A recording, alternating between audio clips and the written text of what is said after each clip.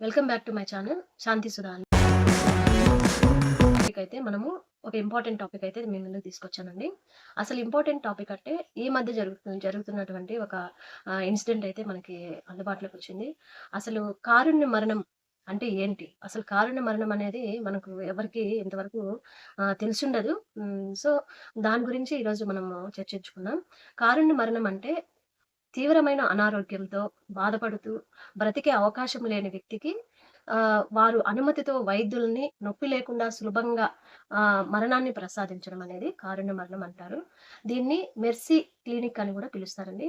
దేశంలో ముఖ్యంగా life support తీసుకోవడం వంటి నిష్క్రియాత్మకమైనవి ఈ కారుణ్య మరణము. దీన్ని సుప్రీంకోర్టు అనుమతితో మనము అనుమతి కోరి మనం మరణం తీసుకునే హక్కు అండి ఇది. మరణ హక్కు అనేది కూడా అనొచ్చు కారుణ్య మరణం అంటే. అసలు సుప్రీంకోర్టు ఎందుకు అనుమతిస్తుంది? ఎవరికి అనుమతిస్తుంది అంటే, అసలు ఈ రోగానికి అసలు మనకి బ్రతికే ఛాన్స్ లేకోకుండా ఎక్కువ రోజులు మంచాన పడుతూ వెంటిలేటర్ సహాయంతో మనం యంత్రాల మీద బ్రతుకుతూ ప్రాణం పోక రాక ఉన్న వాళ్ళకి ఈ హక్కు అనేది వర్తిస్తుంది. అసలు ఈ కారుణ్య మరణం అనేది ఈ మధ్య కాలంలోనే హరీష్ రాణా అనే వ్యక్తి 13 ఏళ్లుగా కోమాలోనే ఉంటూ మంచం పైనే బాధపడుతూ అసలు వర్ణనాతీతము. అసలు బ్రతికే ఛాన్స్ లేదతనికి. యంత్రాల మీదనే నడుస్తున్నాడు. ఆ యంత్రాలు తీస్తే అతనికి ప్రాణాలు పోతాయి.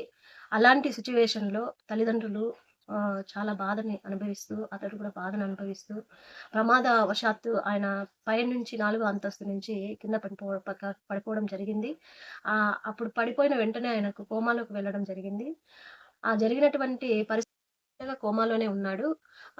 అసలు తల్లిదండ్రులు అప్పులు చేసుకున్నారు. ఆయనకి అన్ని ట్రీట్‌మెంట్‌లు అందినాయి. కానీ బ్రతికే ఛాన్స్ ఆయనకి లేదు.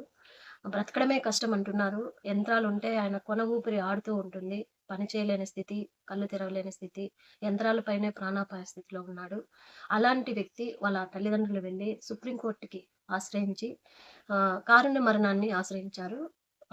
కారుణ్య మరణం ద్వారా ఆయన్ని మరణం అనేది వస్తుందనేసి తల్లిదండ్రులైతే ఆలోచించారు. అసలు చాలా కాలంగా మంచాన పడి అసలు బ్రతికే ఆశే లేకుండా తీవ్రమైన అనారోగ్యంతో బాధపడుతూ ఇంకా ఈ బ్రతుకు విముక్తి కోరుకుంటూ ఈ బ్రతుకు నాకు అవసరం లేదు అనే దాన్ని కోరుకుంటూ తల్లిదండ్రులు వాళ్ళ కొడుకైతే సుప్రీం కోర్టుని ఆశ్రయించారు కారుణ్య మరణానికి గురించి.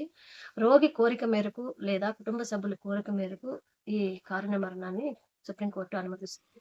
అలాగే మనిషి అనుభవించే అనంతమైన వేదన తొలగించడానికి తీసుకునే కఠిన నిర్ణయమే ఈ కారుణ్య మరణము.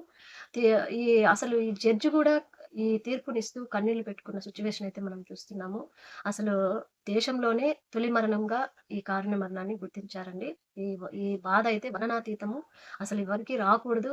మామూలుగా యాక్సిడెంట్‌లో చనిపోతే చనిపోతారు గానీ, యంత్రాల నుంచి ఇన్ని సంవత్సరాలు 13 ఏళ్ల సంవత్సరాలుగా ఆయన బాధను అనుభవిస్తున్నాడు. తల్లిదండ్రులు కూడా బాధను అనుభవిస్తున్నారు. సుప్రీం కోర్ట్ అయితే లాస్ట్‌కి జడ్జిమెంట్ అయితే ఇచ్చేసింది. అనుమతి అయితే ఇచ్చేసింది. వెంటిలేషన్ సహాయం తీసేసేసి ఆయనకు మరణం ప్రసాదించాలని చెప్పేసి సుప్రీం కోర్ట్ జడ్జి అనుమతిచ్చారు. ఇదే అండి కారుణ్య మరణం అంటే. తనకు తానుగా ఒక అనుమతిని కోరేది కారుణ్య మరణం.